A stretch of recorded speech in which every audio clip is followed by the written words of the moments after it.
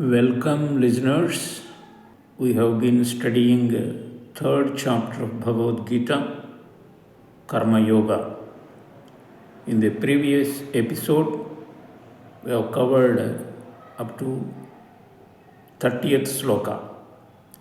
In this episode, we will cover sloka number 31 to 43. This chapter, Karma Yoga, consists of 43 slokas. So this is the concluding part of the third chapter. In the 31st sloka, there are aspirants who do not understand the real self within. How to understand the real self within is being explained by Lord Krishna. ये मे मतमिदं नित्यम् अनुतिष्ठन्ति मानवाः श्रद्धावन्तो अनसूयन्तो मुच्यन्ते तेऽपि कर्मभिः.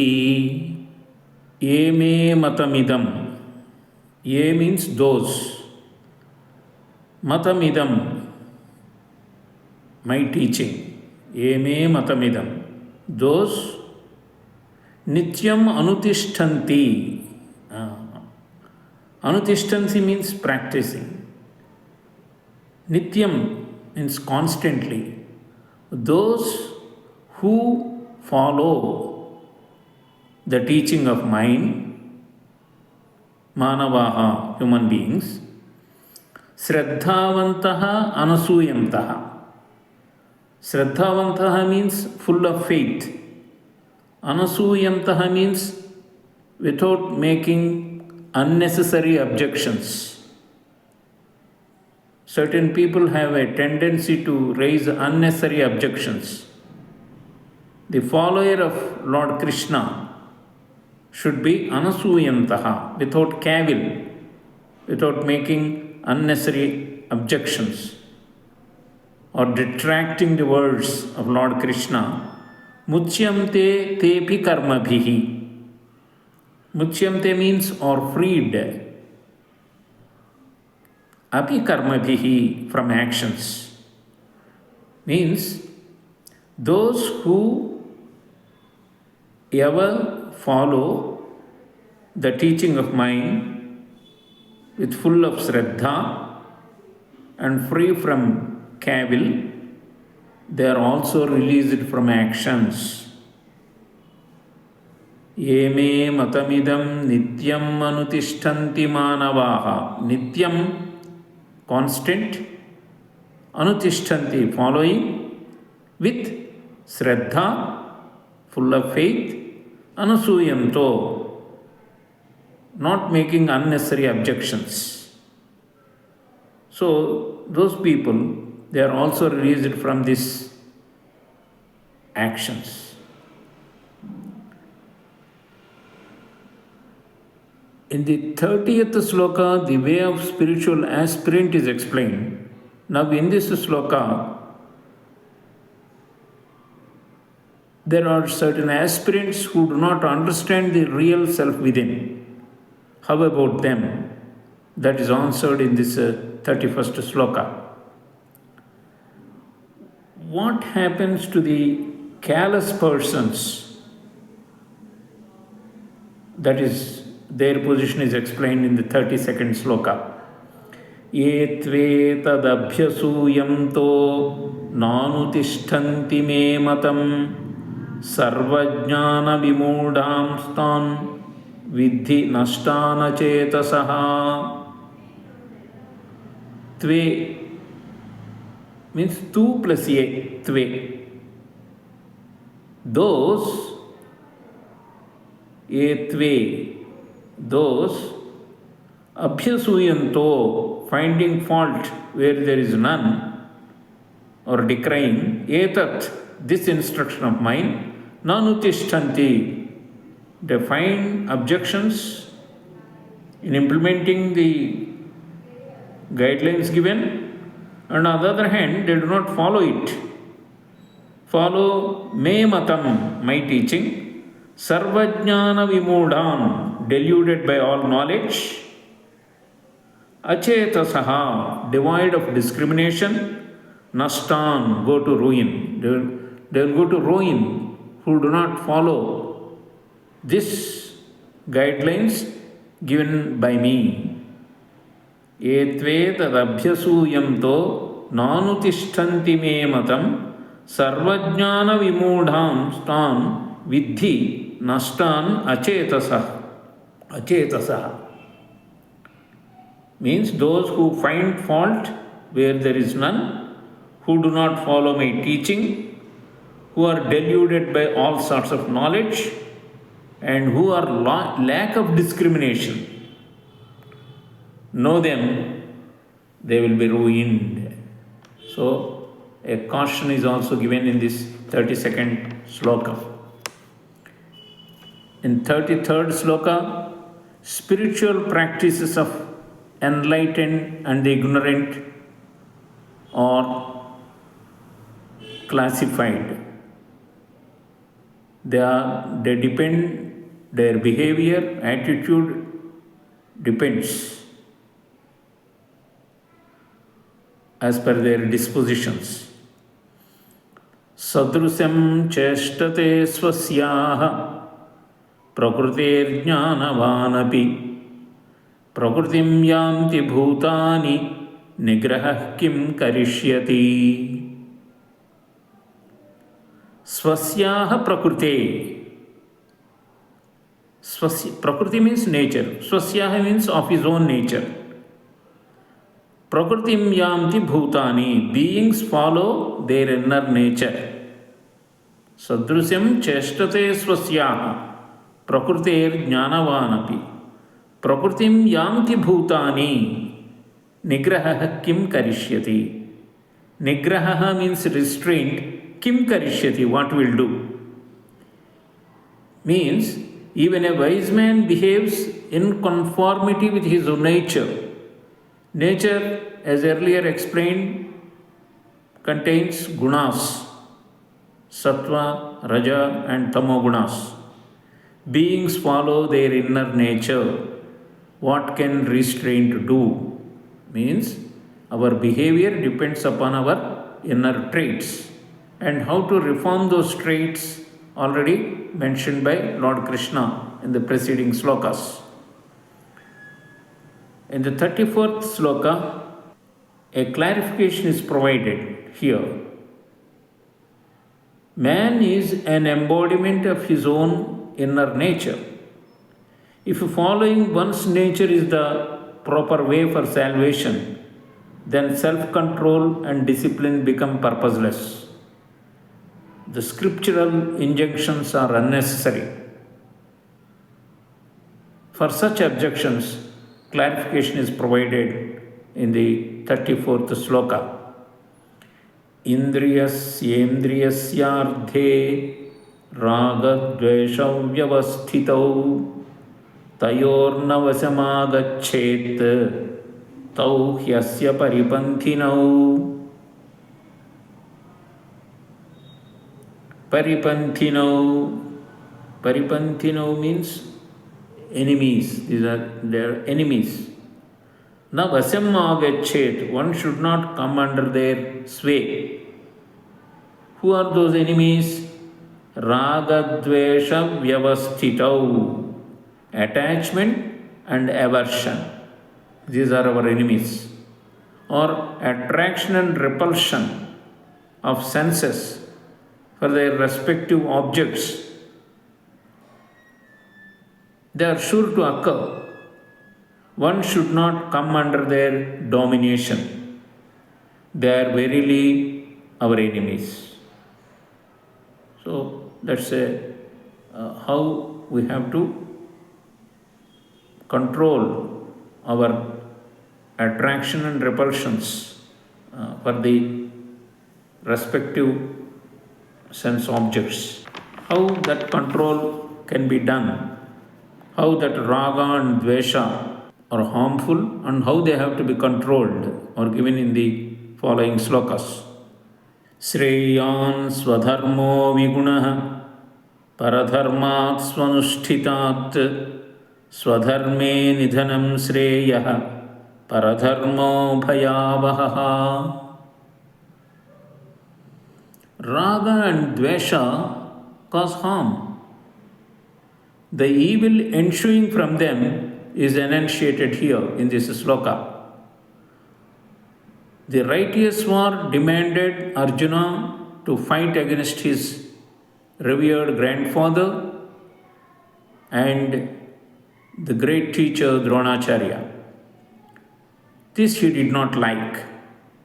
He preferred to be a monk, subsisting on charity, on alms given by donors. So he wants to change his swadharma, prompted by raga and dvesha.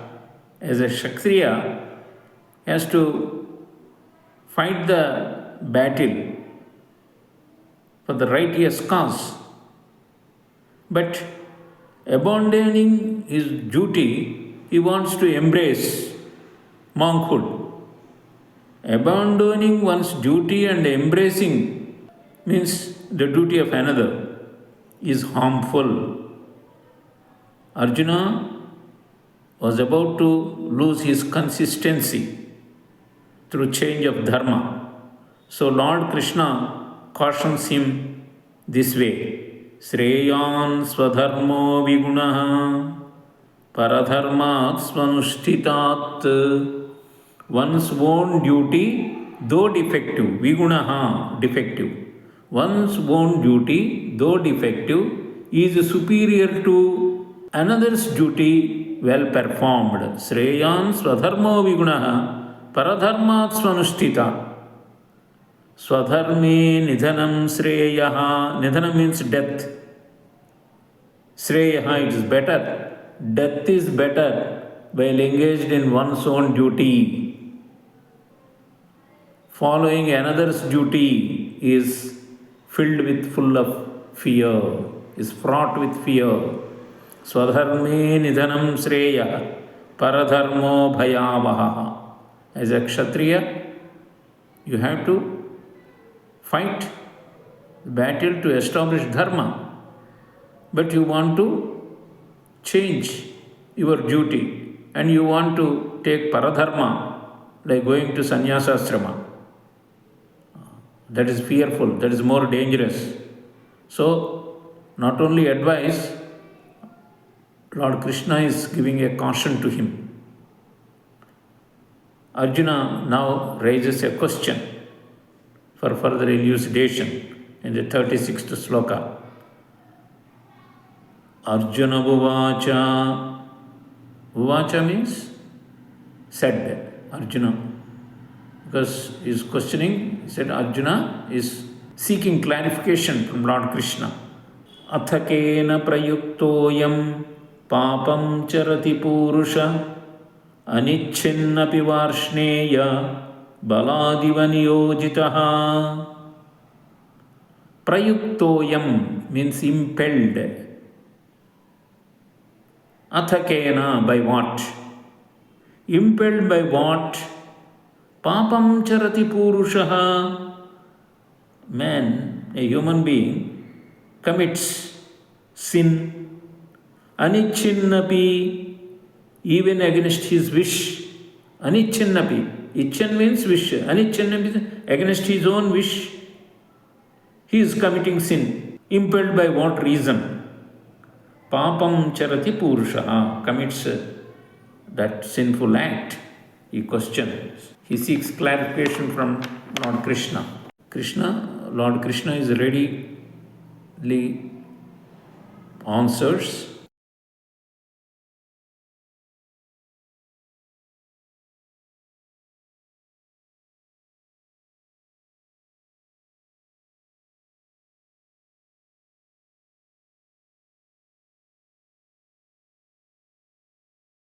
Now here there is a great enemy, the source of all evil. That enemy is Kama Yesha Krodha Yesha, the desire, this anger born of quality of rajas, rajoguna samudbhava, born out of rajoguna. These twin enemies, kama yesha, krodha yesha, anger and desire. Mahasheno, Mahapapma, they are the cause for doing sinful actions. They are the real enemies. Know them to be the enemies here. Why he says this anger and desire are enemies? For when desire comes into being, it instigates a person by arousing the rajas, and hence it is a great sinner. Here he said Mahaseno. Mahaseno means whose food is enormous. This unsatiated desire mixed with anger, it consumes everything. That's why he said Mahaseno. Mahapapma, it's a great sinner also. So the genesis of sinful behavior comes out of the gunas. The gunas are aroused by kama and krodha. So they are the real enemies. With the help of examples, Lord Krishna explains how they are enemies, how this, raga and dvesha, kama and krodha are enemies. Dhumena vriyate vahnihi yatha darso malena cha yatholbena vruto garbhaha tatha tenedamavrutam. Beautiful examples are given here. Avriyate means enveloped. Dhumena avriyate vahnihi. As fire is enveloped by smoke, dhuma means smoke, vahni means fire. Avriyate means enveloped. As fire is enveloped by smoke, yatha darso malena cha. Mala means dirt. Adarsa means mirror. As mirror is covered by dust, and yatholbe navruto garbhaha. Ulbena means in the womb, and the amnion liquid will be there. The fetus remains in that fluid. So, yatholbe navruto garbhaha, as fetus remains enclosed in the womb, so this is shrouded by that. That means knowledge. What is that which is indicated by the word idam and which is covered by desire is explained in the sloka number 39. So these are beautiful slokas. A sadhaka should always go through these slokas and stabilize his mind so that he would not fall into the trap of kama and krodha. The 39th sloka, it's further explained. Avrutam jnanametena jnanino nityavairina kamarupena kaunteya dushpurena analena cha. O Arjuna, Kaunteya, Kunti's son, O Arjuna, jnanametena jnanina, of the wise man, the knowledge is avrutam, covered. Even knowledgeable persons also commit mistakes. They also fall into the trap of kama and krodha. These great enemies, they become victims of these great enemies. So even a knowledgeable person falls prey to these enemies because avrutam jnanametena, their knowledge is covered by this constant enemy, nitya vairina. It's not that on Sunday you get kama and krodha, on Monday you will not get kama and krodha. It's nitya vairina, every moment. So nitya vairina, beautiful word is used there. Constant enemy. Kama rupena kaunteya. It is in the form of kama, unsatiated desire. And an adjective is used here, dushpurena analenacha. Dushpurena analenacha. Anala means fire. Dushpurena, it is unsatiated. It cannot be satisfied like fire, which cannot be satisfied easily. Means it is difficult to satisfy this enemy. So check your desires. Wasteful desires lead to wasteful actions, bringing misery to the individual's life. So that is the great enemy. You asked me the question, what impels a man to do these heinous acts of sin? This is the reason. People commit sin because of this. Dushpurenanalenacha mahaseno mahapapma vidhyena miha vairinam. No, this is the real enemy. O son of Kunti, knowledge is covered by this constant enemy of the wise. Even wise people also become victims for this. So, constant enemy in the form of desire, which is like an insatiable fire that cannot be extinguished. So, that will be always burning inside. So, when there is burning, you are in tapa. That's why he said, Vigata Jvaraha. When you are in tapa, your mind, our mind loses balance. No equanimity of mind. So, we become victims for this unsatiated desire. Know this as the real enemy. Indriyani manobuddhihi asyadhishthana muchyate etair vimohayatyesha jnanam avrutya dehinam. Jnanam avrutya dehinam. Knowledge is shrouded. Knowledge of dehinam, the embodied being. Because indriyani manobuddhihi, the senses, the mind and the intellect, asyadhisthana mujyate, they are the abode of the desires. They are said to be, and etai vimohayatyesha, they delude a person. So, a clear description is given of the residence, adhisthana, where this kama and krodha, unsatiated desire, are located. The organs, mind and the intellect are said to be the abode.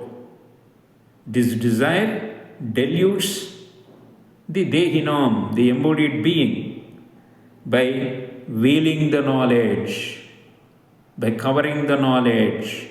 Jnanamavrutya dehinam. So we have to uncover. How to uncover? You can uncover by discovering the inner self, which is supreme, which is superior to all this body-mind equipment. That's being explained in the ensuing slokas. Tasmat tvam indriyanyadau niyamya bharatarshava. Bharatarshava, Ocean of Bharat clan. Tasmat, therefore, adau niyamya, first control indriyani. After first controlling the sense organs, prajahahi or prajahihyenam. Prajahihi means renounce, enam, this enemy. This enemy under consideration. What is that enemy? The enemy of unsatiated desire, creating kama and krodha, born out of rajoguna. So that is papmanam, that is sinful. Jnana vijnananasenam, a destroyer of learning and wisdom. Tasmat, therefore, first you have a control over your sense organs. First control the sense organs. Renounce this one, the enemy under consideration, the insatiable desire, which is sinful and a destroyer of learning and wisdom. It's a beautiful message. Now the present day world is confronting this problem of unsatiated desires. People want to be wealthier. They want to spend a lot of money in wasteful things to satisfy their desires emanating from the kama and krodha, creating raga and dvesha. That's how the social fabric is disrupted, It is destroyed. That calmness, that stability has gone. That's why Bhagavad Gita is more relevant. So it is a universal message. It's a timeless wisdom. Though it was given to Arjuna on the battlefield of Kurukshetra 5,000 years ago, the human problem is the same. He has become slave to the sensual pleasures, unable to control the sense organs, allowing them let loose, thereby losing the balance of mind, no peace of mind, depression, trauma, and leading a slave life. So, then how to control this? By taking the support of what should one give up desire. This is being answered in the 42nd sloka. Indriyani paranyahuhu indriyebhyah param manaha manasastu para buddhihi yo buddhe paratastu saha. Ahuhu means said. The learned persons say or said that indriyani, the organs are parani, superior. Superior to what? Superior to the external gross body. Gross body cannot do anything. It is only the sense organs. So sense organs function. Body is a lump of flesh. If the sense organs are not working, it cannot do anything. So, the sense organs are parani, superior to the gross human body. Manaha, the mind. Mind means the faculty of thinking. Param indriyebhyaha, superior to the sense organs. Similarly, buddhihi, the intellect. Para manaha, manasastu para buddhihi. The intellect is superior to the mind. Then yo buddhe paratastu saha. Saha here is the indwelling spirit, the chaitanya, the consciousness, the indwelling spirit within human being is superior to the intellect. That is also called the Supreme Self. It is the witness of the intellect. From its Chaitanya only, all these things act. But when you reflect upon it, instead of going outward, when you go inward towards your inner self, that's why it is called Adhyatma Marga, knowing your inner self. Then all the other equipment, the mind-body equipment will come under your control. That's why many people say, meditation. That's how you shut off the indriyas, the mind also, ekagra chittam, that is dhyana.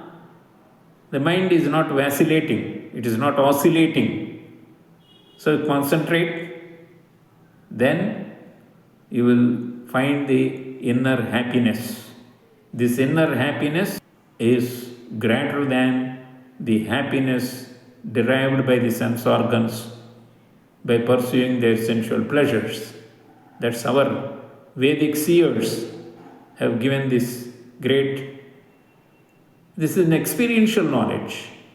If you practice this, you can. So, in the 42nd sloka, how you have to concentrate on your inner self, a suggestion is given. Indriyani paranyahu, indriyebhyah param manah, manasastu parabuddhi, yo buddhe paratastu saha.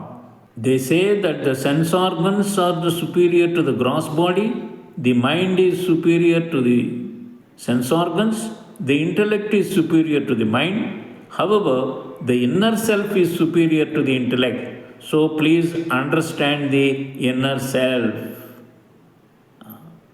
Then everything will be under your control. So, what a beautiful message is given here. In the last concluding sloka of this chapter, evam buddhe param buddhva samstabhyaatmanamatmana jahisitrum mahabaho kamarupam durasadam. Arjuna is Mahabaho, O mighty armed one. Evam thus buddhva, buddhe param. Buddhva means understanding. Understanding Atmanam, the self, param, superior to buddhi, the intellect.